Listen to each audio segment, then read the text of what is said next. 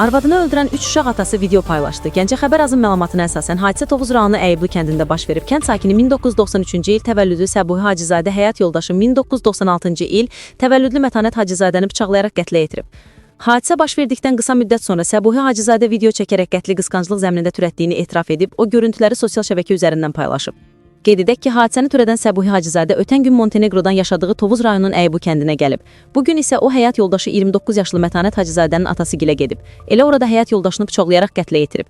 Qeyd edək ki, ailənin 3 az yaşlı oğlu var. Hazırda hadisəni törədən Səbuhi Hacızadənin tutulması istiqamətində axtarış tədbirləri həyata keçirilir. Sana demiştim ki, mən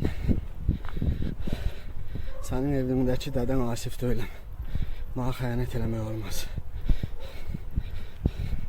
Bu qan var, bu sənin qanındır. Canını aldım, inşallah ölürsən. Növbədə indi öz canımı verməkdir. Mən tutulmaqdan qormuram, türmə kişi üçündür. Mən ölümü gözü olmuş olmadım, mən həyat yaşından qormuram. Mən xəyanət eləmirəmsə, bana heç kim xəyanət eləyə bilməz. Bunun cavabı bu olmalıydı. Ola bilər, ölməzsən bu dünyada, amma bu da zərbələr ölməliydim. Ölməsən də o bir dünyada gözləyəcəm səni.